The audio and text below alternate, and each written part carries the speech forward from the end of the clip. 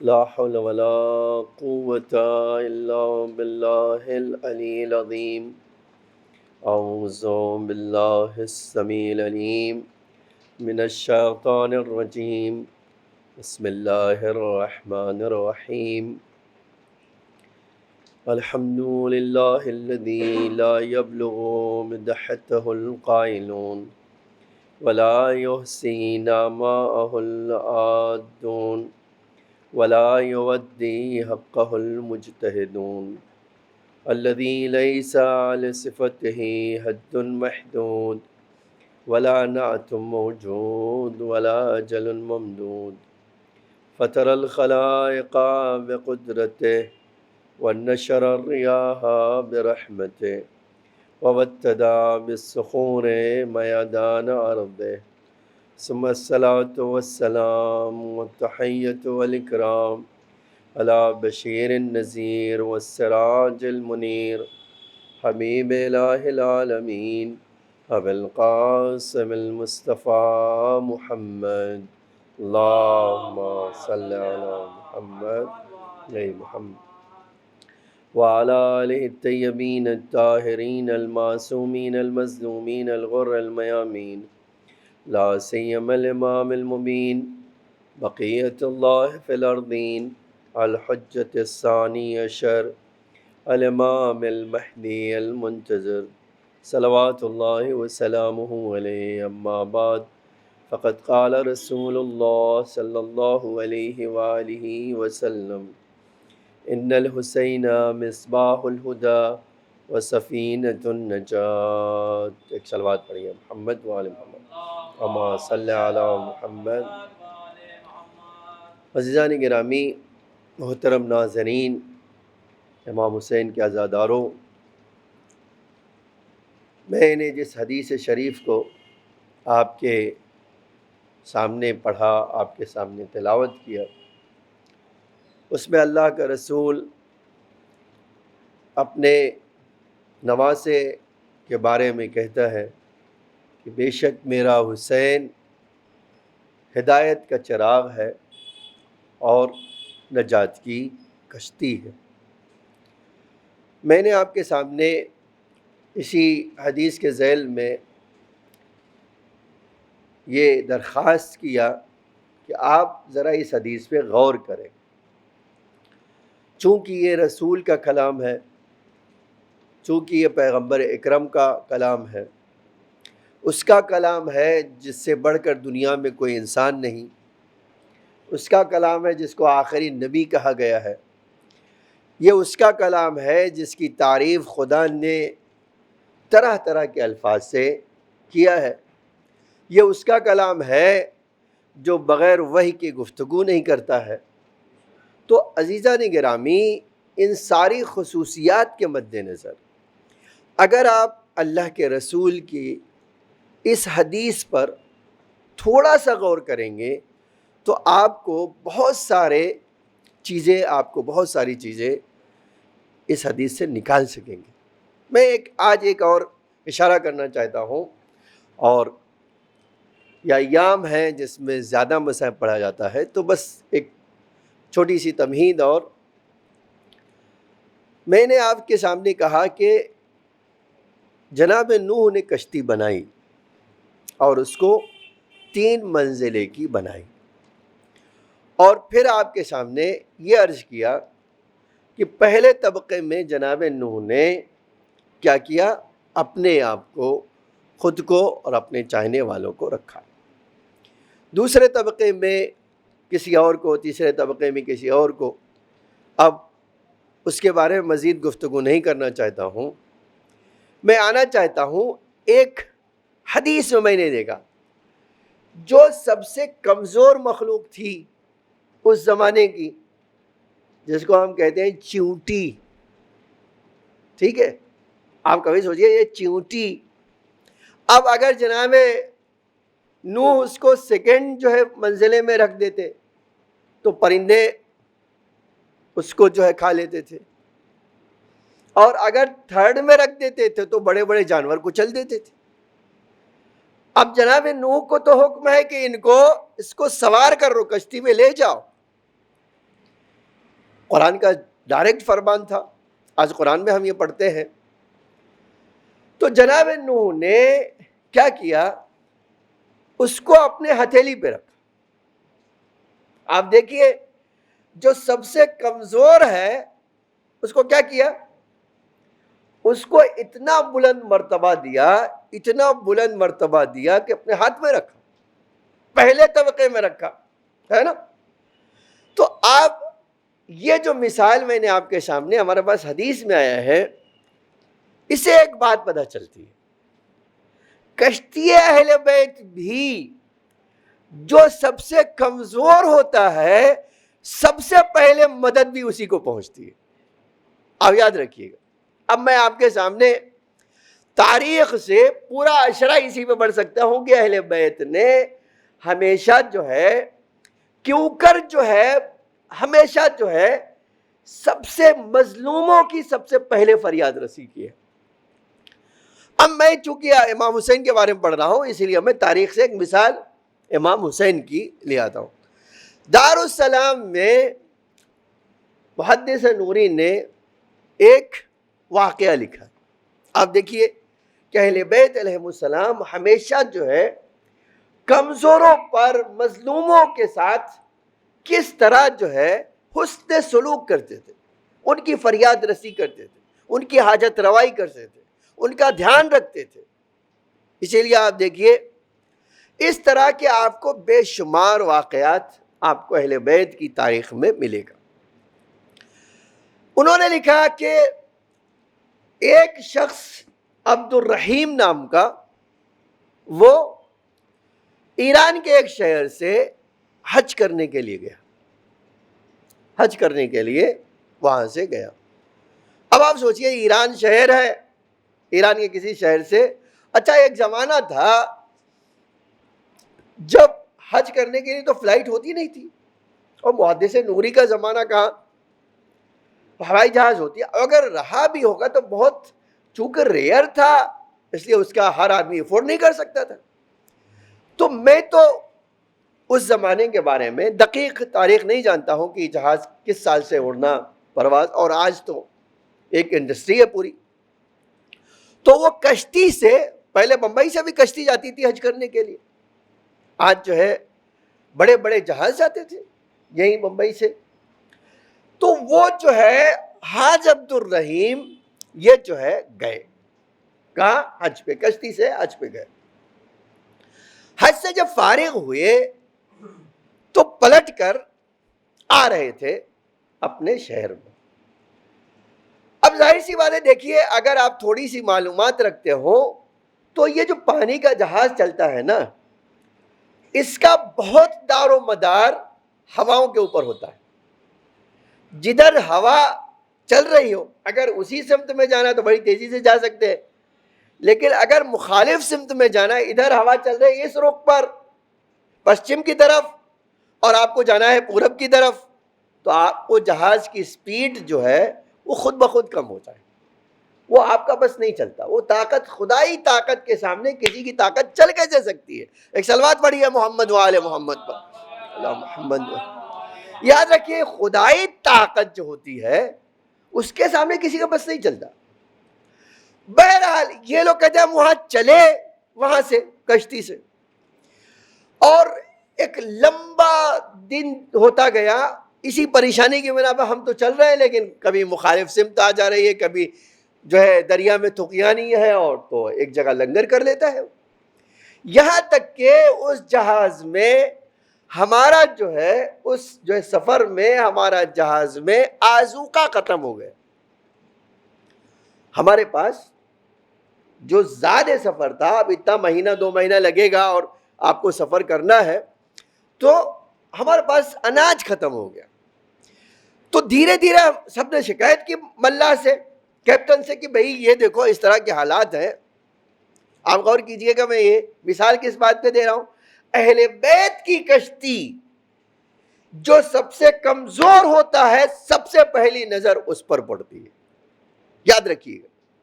آج یہی وجہ ہے بڑے بڑے ہمارے علماء حیران رہ جاتے ہیں کہ ہم سالوں ایک حاجت نہیں مانگتے ہیں اور مانگتے رہتے، پوری نہیں ہوتی، اور ادھر ایک آدمی جنگل میں رہنے والا بادیہ نشین ہے، نہ پڑھا ہے نہ لکھا ہے نہ عبادت گزار ہے، ادھر آیا مولا سے کہا مولا یہ دے دو، فوراً اس کو مل گئی. تو حیران ہو جاتے، لیکن اس کی وجہ ان کو پتا ہے کہ اہل بیت کمزوروں کا دل سب سے پہلے رکھتے ہیں. کہتے ہم ایک شہر میں، خوما شہر ہے ایک، ہمارے کیپٹن نے کہا ایک شہر نزدیک ہے تو ہم یہ کیا کریں گے، وہاں رکیں گے اور بازار سے سامان خریدیں گے پھر آگے بڑھیں گے. کہ 3 دن تک وہاں ہم نے لنگر کر لیا، اور 3 دن کے بعد جو ہے ہم نے جو ہے مسافروں نے کیپٹن سے شکایت کیا، بھائی اتنی تاخیر کیوں ہو رہی ہے؟ جو ہمارے ساتھ والے قافلے تھے وہ تو پہلے ہی پہنچ گئے، اور انہوں نے تو یہ مشہور کر دیا کہ وہ سب مر گئے، تو ہمارے گھر والے ہی مایوس ہو رہے ہیں، روز ہو رہے ہیں. اب کب تک آپ ہمیں اسی طرح گرفتار کریں گے؟ اب ایک بار کشتی چلانے کا حکم دیجئے، لے چلیے. تو کیپٹن نے کہا ہاں بھائی تمہاری بات سچ ہے، اب یہ کام کرتے ہیں، ہم اعلان کر.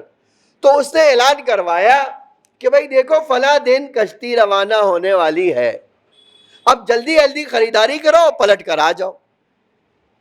کہتے ہم جب اعلان ہو گیا تو اب لوگ جو ہزاروں آدمی رہتے تھے جہاز میں آنا شروع ہوئے. اچھا اب بڑے جہاز میں سوار ہونے کے لیے تو ایک دم کرانے نہیں آتا تھا جہاز، تو یہ چھوٹی چھوٹی کشتیوں سے بڑے جہاز میں ٹرانسفر ہوتے تھے.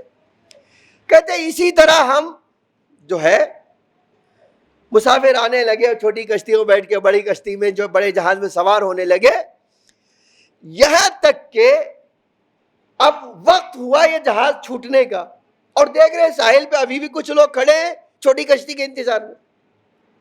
تو اب اس ہڑبڑی میں کہ کہیں جہاز ہم سے چھوٹ نہ جائے اور چلا نہ جائے، کشتی میں کچھ زیادہ لوگ سوار ہو گئے چھوٹی کشتی میں. اور اللہ کی شان دیکھیے، یہ اللہ کی شان بھی ہوتی ہے کہ اللہ کبھی کبھی اس طرح کے منظر کو دکھانا چاہتا ہے. کیوں؟ اس لیے کہ انسان جب تک آیات دیکھتا نہیں ایمان مکمل نہیں ہوتا ہے. ایک صلوات پڑھیے محمد وآل محمد محمد. اس طرح کی نشانی اگر اللہ نہ دکھائے تو انسان سرکش ہو جائے گا، فرعون بن جائے گا. تو فرعونیت سے بچانے کے لیے اللہ اس طرح کی اپنی قدرت دکھاتا رہتا ہے. اب چھوٹی کشتی میں بھر کے زیادہ لوگ آ گئے. ایک صلوات پڑھیے محمد والے، آئیے ادھر تشریف لائیے. تو یہ جو مسئلہ ہے کہ اب وہ کشتی میں بھر کے لوگ آئے، بڑی کشتی میں سوار ہو گئے.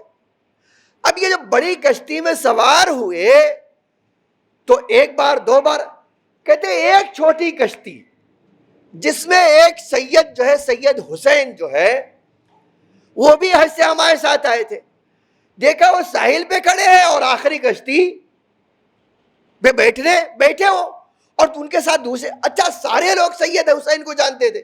کہتے کیوں؟ کہ اس لیے کہ پورے سفر میں اس آدمی نے ایسا اخلاق اور کردار پیش کیا تھا، ہر ایک کی مدد کرنا، ہر ایک کے ساتھ اچھی طرح گفتگو کرنا، ہر ایک کے ساتھ اپنے سامان کو شیئر کرنا. یہ ساری خوبیوں نے ان سب کے درمیان سید حسن کو بڑا محبوب بنا دیا، سید حسین کو بڑا محبوب بنا دیا. اب دور سے بڑی کشتی میں دیکھ رہے ہیں کہ چھوٹی کشتی میں سید حسین اور کچھ لوگ سوار ہو گئے اور یہ کشتی روانہ ہوئی. کہتے ادھر جو ہے بڑے جہاز کے قریب پہنچی کہ ایک لہر نے پوری کشتی الٹ دی، چھوٹی کشتی الٹ دی. اب جب الٹ دی تب تو وہ سمندر میں سب. اب کیپٹن نے دیکھا، اب پورے جہاز کے لوگ چلانے لگے، ارے ارے ارے. اب اچھا یہ دیکھیے فطری بات ہے، نیچر ہے یہ. ہم دیکھ رہے ہیں اتنے سارے لوگ ڈوب رہے ہیں تو اب ہم سے تو کچھ بن نہیں رہا ہے. تو کیپٹن کو بتایا گیا، کیپٹن نے پہلے جہازوں میں سیکورٹی کا انتظام یہ بھی اس طرح کا ہوتا تھا. ان کے کچھ تیراک تھے، انہوں نے اس تیراکوں سے کہا بھائی جاؤ ان کی مدد کرو. تو تیراک سمندر میں اترے، لیکن افسوس کہ جن کو بچایا بھی وہ اس صورت میں کہ وہ مر چکے تھے، خالی ان کا جسم ہی نکال سکے. اور پھر ہمارے وہ شرعی قانون کے مطابق، شرعی قانون یہ ہے کہ اگر کوئی سمندر میں مر جائے اور آپ کو پتا مہینے 2 مہینے لگے گا ساحل تک پہنچنے کے لیے، تو ایک پتھر باندھ کر کفن لگا کر ایک پتھر کے ساتھ اسی میں پھر سمندر میں ڈال دیجئے، یہ ہمارا شرعی حکم ہے۔ تو جس کو اللہ نکال رہے ہیں اب تو اس کی ایک دوسری فکر ہو رہی، لیکن سید حسین کہیں نظر نہیں آئے۔ آپ دیکھیے اب کیپٹن کہہ رہا ہے کہ بھئی رات ہو گئی چلنا پڑے گا، اب ہم رک نہیں سکتے ہیں، اور اب کسی کے ملنے کی امید بھی نہیں، اگر مل بھی گئے تو زندہ ملنے کی امید نہیں ہے۔ تو بہرحال اب یہ طے پایا کہ یہ جہاز روانہ ہو جائے، جو مل گئے ان کو کفن پہنا کے ڈال دیا اسی دریا میں، اور جو نہیں ملے وہ آگے چڑھ پڑے۔ تاریخ نے لکھا ہے یہ جہاز روانہ ہو گیا۔ اب 3 دن انہوں نے سفر کیا۔ کیپٹن نے تیسرے دن صبح کو یہ بشارت دی، خوشخبری دی کہ عنقریب ہم اپنے شہر پہنچنے والے ہیں، اور کہا کہ یہ تمہاری لیے بہت بڑی بشارت ہے کہ 18 دن کا سفر ہم نے 3 دن میں کر لیا۔ کیوں؟ اس لیے کہ ہوا ہمارے موافق ہو گئی، اور ہم تو جس اسپیڈ سے چلا ہی رہے تھے، اللہ نے ہمیں مدد کیا، اور ہم تو اللہ کی مدد ہوتی ہے تو ایسے ہوتی ہے۔ دیکھیے اچھا اب جو ہے کہتے ابھی یہ جو ہے کیپٹن نے خوشخبری سنائی تھی کہ دور سے ایک چھوٹا جہاز آتا ہوا دکھائی دیا، اور انہوں نے ایک پرچم سفید لگا کر رکھا تھا، اور وہیں سے آواز بھی دے رہے تھے کہ بھائی بڑے جہاز کو کہ آپ تھوڑی دیر ٹھہر جائیے، ہمیں آپ سے کام ہے کچھ۔ کہتے وہ کیپٹن نے فوراً کہا بھائی لنگر ڈال دو کہ ابھی وہ ہم سے کچھ کام ہے، دیکھے تو صحیح کیا کام ہے، اب ہم تو اپنے شہر قریب پہنچنے والے ہیں۔ کہتے جب وہ چھوٹا جہاز قریب آیا تو ہر آدمی کی آنکھیں پھٹی کی پھٹی رہ گئی، حیرت اور تعجب سے وہ سب حیران و پریشان ہو۔ کیا دیکھتے ہیں؟ سید حسین آرام سے اس میں بیٹھ کے آ رہے۔ اب جب قریب آئے تو انہوں نے چھوٹی جہاز والوں کا بھائی دیکھیے ایک آدمی آپ کا وہاں رہ گیا تھا، ہم اس کو آپ تک پہنچانے لائے ہیں، یہ لیجئے۔ سید حسین آ گئے تو کیپٹن نے کہا بھائی دیکھو ہم جو ہے وہ چھوٹی کشتی جب ڈوبی تھی تو ہمارے ملاحوں نے ہر کوشش کی بچانے کی، لیکن ہم تو نا امید ہو گئے تھے، تو تمہیں یہ کیسے ملا؟ آپ یہ جملہ سنیے گا، قیامت کا جملہ ہے یہ۔ اس نے یہ چھوٹی کشتی والوں نے کہا کہ ہم تو ایک جگہ لنگر لگا کے بیٹھے تھے اور کچھ آگ واگ جلا کر ساحل پہ اور آرام کر رہے تھے، کھانا پینا، اور ہمارے سارے دوست سارے جہاز کے لوگ کہتے اچانک کسی نے اس آدمی کو ہماری طرف اچھالا، اور یہ کہہ کے اچھالا یہ حسین کی امانت تمہارے حوالے۔ ایک صلوات پڑھیے محمد وآل محمد پر۔ یہ آقا حسین کی امانت هذا ودیۃ الحسین، یہ حسین کی امانت تمہارے حوالے۔ اب جب یہ ہمارے پاس آئے تو یہ تو سمندر میں غوطہ کھا کے آئے تھے، ان کی تو جان ہی، ہم نے ہر وہ کام جو ایسے وقت میں کیا جاتا ہے اس کو بچانے کے لیے، ہم نے ان کو بچانے کے لیے وہ کام کیا، اور پھر کپڑا بدلوایا، یہ کیا وہ کیا، اور یہ چند منٹ ہی میں ٹھیک ہو گئے۔ اور پھر پوچھا بھائی آپ کہاں جائیں گے؟ بتایا انہوں نے کہ ہمارا جہاز ایسا تھا، کہا گھبراؤ نہیں، ہم آپ کو اس جہاز تک چھوڑ دیں۔ کہتے لیکن ہم بھی حیران ہیں، آپ کی اسپیڈ اور ہماری اسپیڈ میں بہت فاصلہ تھا، لیکن خدا کی مہربانی دیکھیے اب یہ تو مایوس ہوتے جا رہے ہیں، لیکن ہم کہہ رہے ہیں آپ کو کوشش کر کے ہم پہنچا دیں گے۔ کہتے دیکھیے ہم تو ابھی 3 دن کا سفر نہیں کیا تھا کہ آپ کا جہاز دکھائی دیا، اور ان کا یہی وہی جہاز ہے ہمارا۔ ہم نے اس وقت یہ نشانی بلند کی اور آپ سے کہا رک جائیے، اور اس کے علاوہ ہمیں کچھ پتہ نہیں کہ بھئی یہ کون آدمی ہے، کہاں سے آیا، بس جیسا ہو، ہمیں تو ایک سب حیرت ناک بات لگ رہی ہے۔ ٹھیک ہے، یہ سن لیا انہوں نے۔ اب یہ تو کشتی میں آ گئے، تو اب جو لوگ رو رہے تھے ان کو یاد کر کے اب ان کی تو خوشی کا ٹھکانہ نہ رہا کہ بھئی سید حسین آ کر ہم سے مل گئے۔ اب ان کے پاس گئے، ارے سید حسین ہوا کیا؟ کہ تم نے تو آدھی چیز دیکھ ہی لی ہے کہ کشتی ڈوب گئی تھی اور سارے لوگوں کی حالت کیا تھی، اور ہم تھوڑا سا تیرنا جانتے تھے، لیکن تیرنا ایک بات ہے اور سمندر میں تیرنا ایک الگ بات ہے۔ آپ یاد رکھیے، ایک بار آپ کو تیراکی آتی ہو، سوئمنگ پول میں تیر سکتے ہو، ایک الگ مسئلہ ہے، لیکن آپ سمندر میں تیر کر سکتے، اس کے لیے ایک الگ مہارت کی ضرورت ہوتی۔ کہتے ہیں پوری جان لگا دیا اور تیرنے کے لیے تیرتے رہے، لیکن وہ لہریں ہمیں دور۔ اب یہ ملاح ہمیں نظر تو آئے، ہم ان کو آواز دے رہے، وہ ہماری آواز سنتے ہی نہیں ہے۔ اب جب ساری طاقت جمع کر کے اپنے آپ کو سنبھال کے آواز دے رہے ہیں، اتنے میں ایک لہر اور پھینک دے رہی ہے۔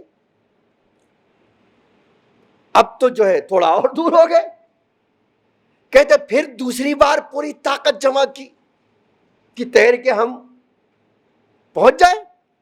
کہتے دوسری بات بھی ایسا ہی ہوا، دیکھا میں نے ایک ملاح کو، بھائی وہ بچا رہا ہے، اب اس کو آواز دے رہا ہوں، ادھر ایک لہر اس نے اور دور کر دیا۔ کہ تیسری بار میں نے کوشش کی،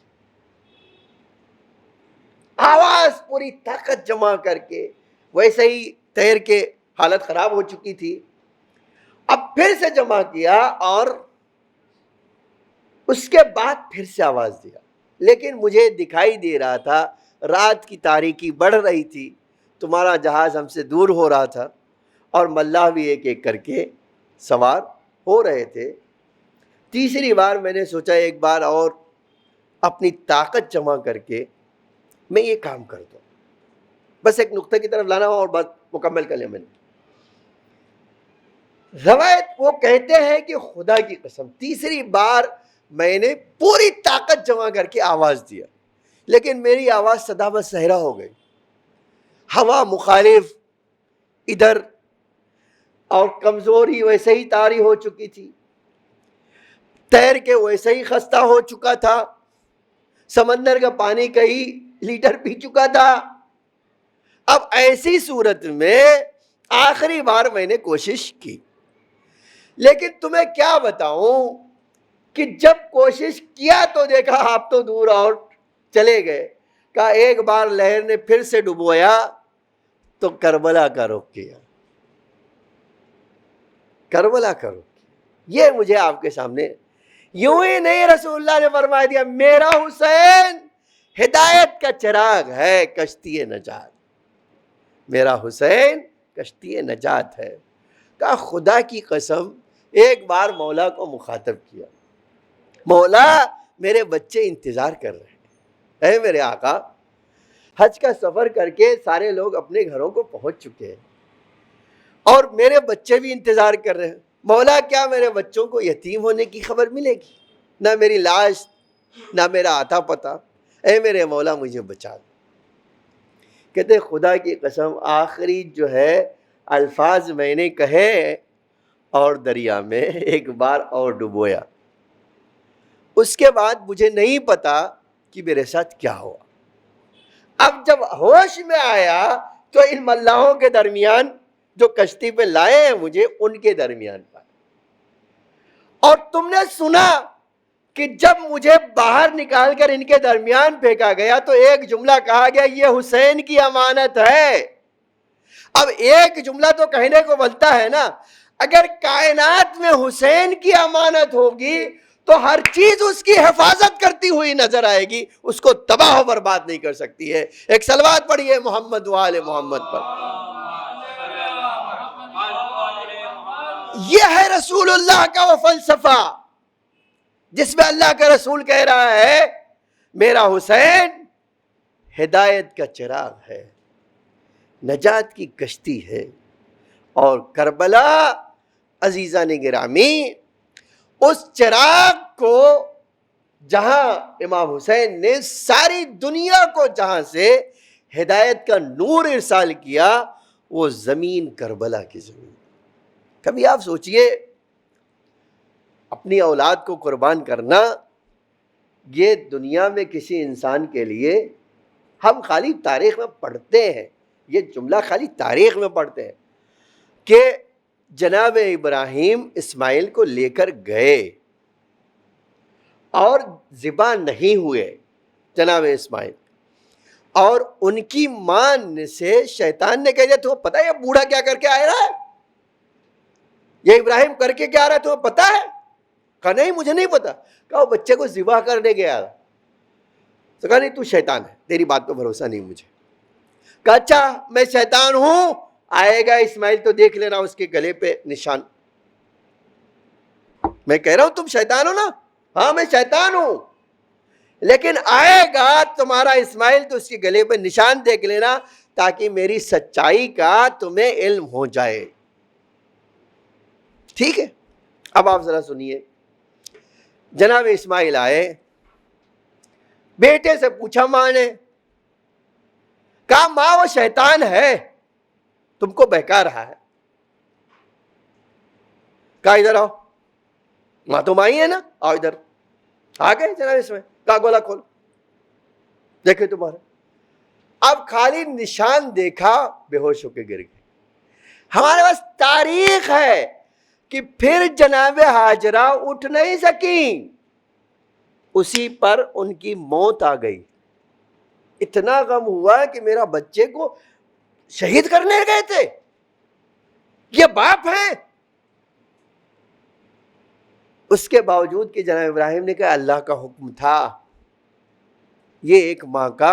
اب آپ میں آنا چاہتا ہوں، آج جس شہید کا ہم ماتم کرتے ہیں جانتے ہیں، خدا کی قسم وہ مولائے کائنات کے زمانے میں پیدا ہوئے۔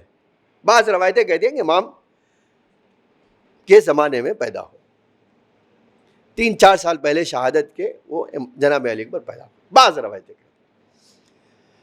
ہیں امام علی علیہ السلام دادا پوتے کے بارے میں ایک جملہ کہتا ہے، کہتا ہے خدا کی قسم زندگی اگر کسی کو دیکھ کر مزہ آتا ہے تو یہ میرا بچہ علی اکبر ہے۔ زندگی کی تمنا، جینے کی جو خواہش ہوتی ہے نا، امام نے اشعار میں ارشاد فرمایا ہے، ارشاد میں اگر جینے کی تمنا چاہیے کسی کو تو اس طرح اللہ اولاد دے دے۔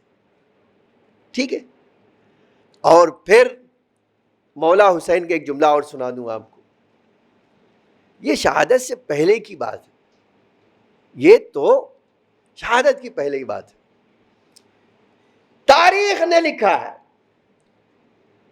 امام علی اکبر کو دیکھ کر ہاتھ اٹھا دیتے، کہتے اے اللہ تو نے مجھے موت آنے سے پہلے ایک ایسا بیٹا عطا کر دیا ہے، میری شہادت سے پہلے مجھے ایک بیٹا دے دیا ہے جو ایسا ہے خوبصورتی میں، سیرت میں، صورت میں جو میرے رسول اللہ سے ملتا ہے۔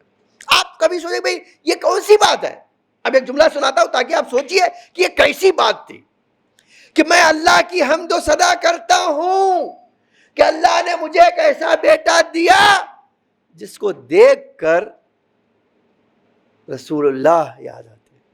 اب رسول اللہ کیا تھے؟ بس ایک جملہ سن لیجئے، قرآن کہتا ہے، تاریخ جناب سورہ یوسف پڑھا ہے نا، سورہ یوسف، سورہ یوسف میں آیا زلیخا عاشق ہوئی یوسف کی، اتنی بوڑھی ہو گئی کہ آنکھ کی روشنائی چلی گئی، ٹھیک ہے،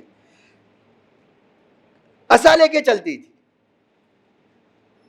وجود اس کا جھریاں پڑ گئی، فقیری اس حد تک آ گئی کپڑے پھٹے ہوئے پہنتی۔ ایک دن جناب یوسف کا سامنا ہوا، جب یوسف کا سامنا ہوا تو جناب یوسف نے اس سے سلام کیا، تو جناب یوسف غور سے اس کو دیکھ رہے، کہ کون ہو تم؟ کہا بھول گئے میں یوسف ہوں۔ تم یوسف ہو؟ کہا تم کون ہو؟ کہا بھول گئے میں زلیخا ہوں۔ جناب یوسف کو تعجب، حیرت پڑ گئی، فرمایا زلیخا وہ ہے جو اتنی خوبصورت تھی اور آج؟ اسے پلٹ کے کہا کہ یوسف کی محبت نے یہ حل کر دیا ہے، یوسف کی محبت نے آنکھوں کی روشنی لے لی، یہ کر دیا وہ کر دیا۔ تو آپ دیکھیے محبت کا اثر اتنا ہوتا ہے نا۔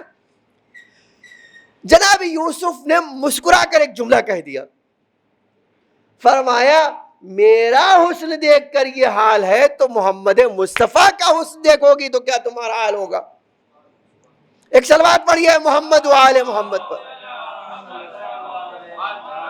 اب جب یہ سنا اس نے جناب یوسف کی محبت میں، جناب یوسف نے کہہ دیا ارے میں کون سا خوبصورت ہوں، میری خوبصورتی دیکھ کے یہ حال ہو گیا تمہارا، تو اگر پیغمبر کو آخری دیکھتی تو کیا ہوتی؟ تو اس نے کہا تم سچ کہہ رہے ہو۔ تو کہا تمہیں کیا پتا، تم نے دیکھا ہے کیا؟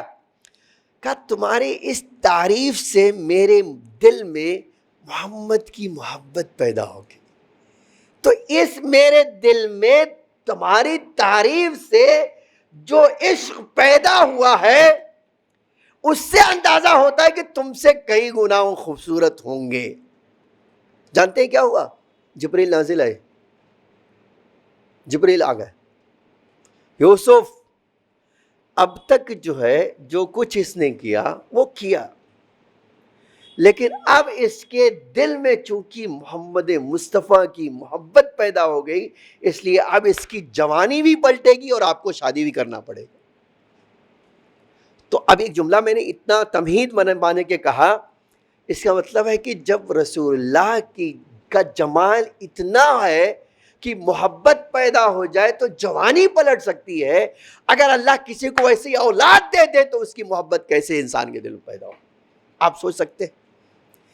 اسی لیے عجیب چیز ہے، دیکھیے مولا کائنات نے جناب علی اکبر کے بارے میں تعریف کی وہ کہے، اور امام حسین تو خیر باپ تھے، اور عجب یہ میں نے دیکھا تاریخ میں کہ امام حسن نے پرورش کی، اور بہت سارے جملے جناب علی اکبر کے بارے میں جناب امام حسن سے ملتے ہیں کہ امام حسن نے فرمایا کہ اگر کسی کو سخاوت میں، خوبصورتی میں، زہد میں، تقوی میں دیکھنا ہے تو علی اکبر کو دیکھ لے۔ ایسا بیٹا باپ کے سامنے آگے کہہ رہا ہو بابا مرنے کی اجازت چاہیے، بڑا مقتل کا بڑا عجب جملہ ہے۔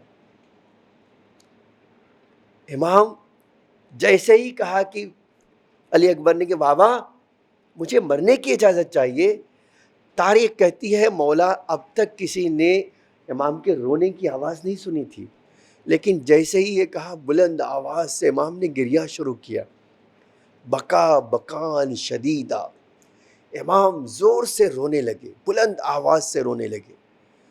اب آپ سوچئے میں نہیں جانتا ہوں واقعاً کہ کیسا درد تھا، صبح شہادت پہ شہادت ہو رہی تھی، مولا نہیں روئے، لیکن ادھر جناب علی اکبر نے اجازت مانگی اور حسین روئے، اور یہی نہیں روئے بلکہ ہاتھ اٹھا دیا، اے اللہ اب یہ وہ جا رہا ہے، اے اللہ جو سیرت صورت اور کردار میں رسول اللہ سے ملتا تھا، پروردگار جب میں تیرے رسول کی زیارت کرنا چاہتا تھا تو اس بچے کو دیکھ لیتا تھا، اے میرے معبود اب یہ تیری بارگاہ میں جا رہا ہے۔ اس کے بعد عمر سعد کو مخاطب کر کے فرمایا عمر سعد تو کیا چاہتا ہے؟ خدا کی قسم جس طرح میری نسل کو تو قتل کر رہا ہے خدا تجھے کبھی بھی تیری نسل کو برباد کرے گا۔ بس میں یہ جملہ کہنے کے بعد کہا بیٹا جاؤ ماں سے خدا حافظ کر لو، پھپھیوں سے خدا حافظ کہہ لو، بہنوں سے خدا حافظ کر لو۔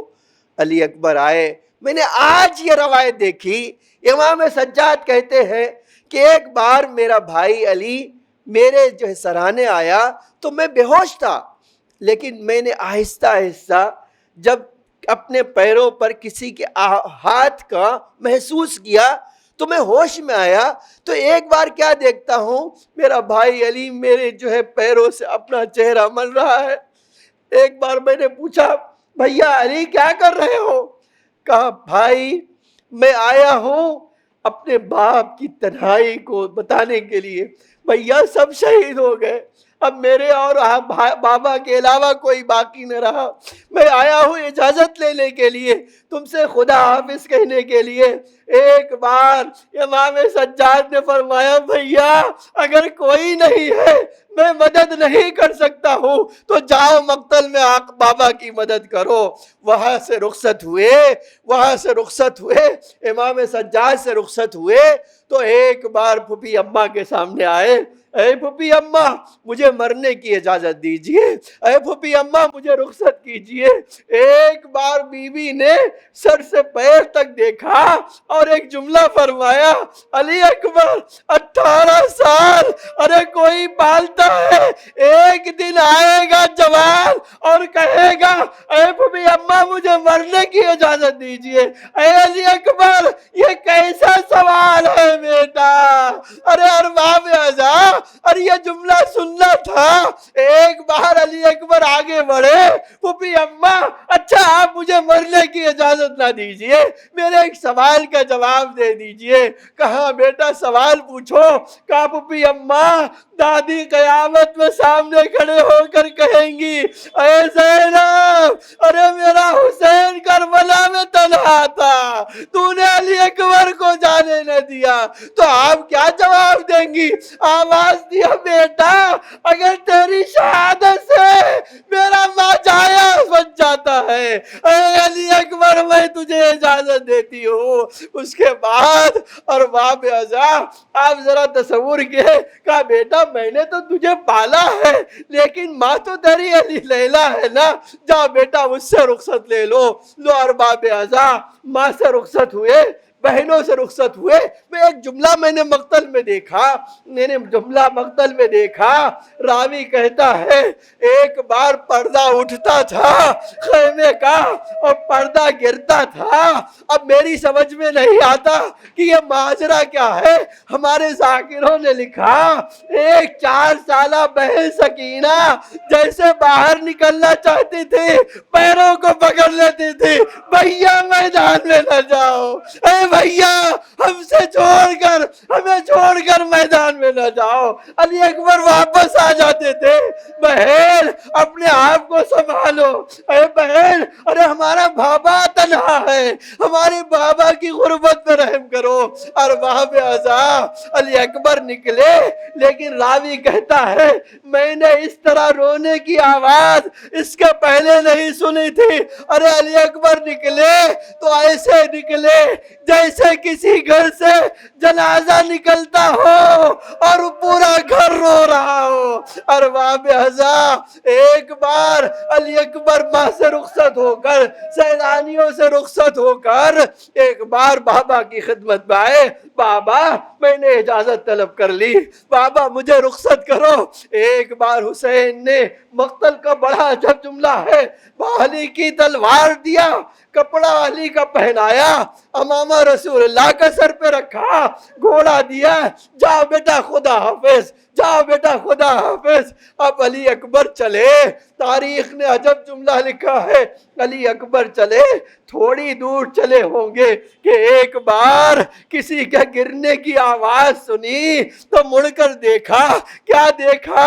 ارے 56 سال کا بوڑھا باپ یا علی کہتے ہوئے پیچھے پیچھے چلا آ رہا ہے۔ علی اکبر نے گھوڑا موڑا، بابا آپ نے تو مجھے رخصت کر دیا تھا، اب کیوں میرے پیچھے پیچھے آ رہے ہیں؟ علی اکبر کا یہ جملہ سن کے مولا نے بڑی عجیب بات کہی، کہا بیٹا اے کاش تم بھی صاحب اولاد ہوتے تو پتہ چلتا جوان کی میت، ارے جوان کا جانا بوڑھے باپ کے لیے کتنا دشوار ہوتا ہے۔ بیٹا جاؤ، اے میرے نور نظر جاؤ، لیکن اس بات کا خیال رکھنا مڑ مڑ کے اپنے بابا کو دیکھتے رہنا۔ اے علی اکبر ارے تھوڑی دیر اور تمہارا باپ تجھے دیکھ لینا چاہتا ہے۔ لو ارباب اعزاز علی اکبر گئے، مڑ مڑ کے دیکھتے گئے، لیکن عجب تاریخ نے جملہ لکھا ہے، بس 2 جملے اور میں نے مکمل کر لیا۔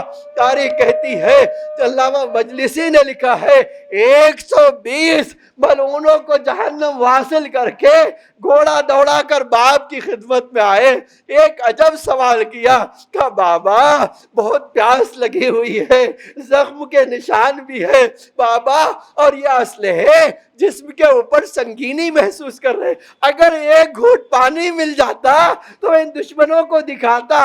ارباب اعضاء، میں نے مقتل کو دیکھا، ایک بار آسمان کی طرف امام نے حسن اٹھایا، اے اللہ میرا اکبر وہ مانگ رہا ہے جو میں علی اکبر کو دے نہیں سکتا۔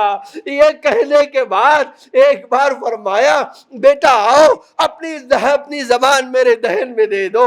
علی اکبر آگے بڑھے، باپ کے دہن میں زبان دیا، جلدی سے باہر نکال لیا۔ کہا بابا آپ تو مجھ سے زیادہ پیاسے ہیں۔ کہا بیٹا یہ انگوٹھی لے لو، جاؤ تمہیں ہمارے جد رسول اللہ سے اعراب کریں گے۔ علی اکبر آئے، خدا حافظ کہہ کے آئے، 80 کو اور قتل کیا، 80 کو قتل کیا۔ تاریخ نے لکھا ہے ایک ملعون نے کہا اب اگر یہ جوان مجھ سے گزرے گا تو میں اس کی ماں کو داغدار بنا دوں گا۔ اس نے چھپ کر علی اکبر کے سینے کا نشانہ لیا، پوری طاقت سے یہ جوان حملہ کرتا ہے، اس نے پوری طاقت سے نیزہ مارا۔ ایسا پڑھنا تھا علی اکبر گھوڑے پہ سنبھل نہ سکے، ارے دونوں بازوؤں کو گھوڑے کی گردن میں ڈالا، گھوڑا دشمن کی فوج میں آیا۔ عجب مقتل کا جملہ ہے، قتلوہ اربن اربا، جدھر سے گھوڑا گزرتا تھا کوئی نیزہ مارتا تھا، کوئی تلوار مارتا تھا، گرتے ہوئے آواز دیا یا بتا علیک منی السلام، بابا میرا آخری سلام کر لو، قبول کر لو۔ لو ارباب اعضاء، 2 جملے اور میں نے مجلس ختم کر دیا۔ میں نے ایک روایت دیکھا، جیسے ہی آواز سنی، جیسے ہی سنی اسی وقت حسین دوڑے، اور بعض مقتل نے کہا لاش علی اکبر پہ پہنچنے سے پہلے حسین نے گھوڑے سے اپنے آپ کو گرا لیا، گھٹنیوں چلتے ہوئے یا علی علی کہتے ہوئے ارے جوان کی لاش پر پہنچے۔ اب کیا دیکھا، ارے بہن زینب ان سے پہلے پہنچ گئی ہے، تڑپ کر بہن کو اٹھایا، ابا کا دامن رکھا، اے بہن خیمے میں پلٹ جاؤ، ارے حسین زندہ ہے۔ راوی کہتا ہے، ارے ہمارے بعض مقتل لکھنے والے کہتے ہیں خدا کی قسم بی بی نے یہ کام اس لیے کیا تاکہ حسین کہیں اپنی جوان کی لاش کو دیکھ کر ارے اس دنیا سے رخصت نہ ہو جائے۔ اب حسین بہن کو پہلے خیمے میں لائے، اس کے بعد پھر سے مقتل میں آئے، جوان کی لاش اٹھائی نہیں جاتی تھی، ایک بار خیمے کو دیکھا، آواز دیا اے بچوں آؤ، اے بچوں آؤ، ارے بوڑھے باپ سے جوان کا لاشا اٹھایا نہیں جاتا، آؤ میرے ساتھ علی اکبر کا لاشا۔ الا لعنۃ اللہ علی القوم الظالمین، سیعلم الذین ظلموا ای منقلب ینقلبون۔ الہی بحق زہرا و ابیہا و بعلہا و بنیہا و سر المستودع فیہا بعدد ما حط بہ علمک، اے اللہ ہماری اس عزا کو قبول فرما، اے اللہ ہم سب کو علی اکبر کے عزاداروں میں قرار فرما، اے اللہ ہمارے آنسوؤں کو بیوی کے رومال میں جگہ عطا فرما، باب زمانہ علیہ السلام کے ظہور میں تعجیل فرما، زمین کو آقا کے ظہور کے لیے آمادہ فرما، ہم سب کو آقا کے حقیقی غلاموں میں شمار فرما، اے اللہ تجھے محمد اور آل محمد کا واسطہ، شیعان علی جہاں بھی ہوں ان کی جان و مال عزت آبرو کی حفاظت فرما، میرے معبود ہمیں نور آل محمد سے مزین فرما، ہم سب حاجت مند ہیں، مومنین کو اس آفت و بلا سے محفوظ فرما، ہماری اموات پر اپنی رحمت و مغفرت نازل فرما، ان کے درجات کو بلند سے بلندر فرما، اس دنیا میں محبت اہل بیت اور آخرت میں شفاعت اہل بیت نصیب فرما۔ ربنا تقبل منا انک انت السمیع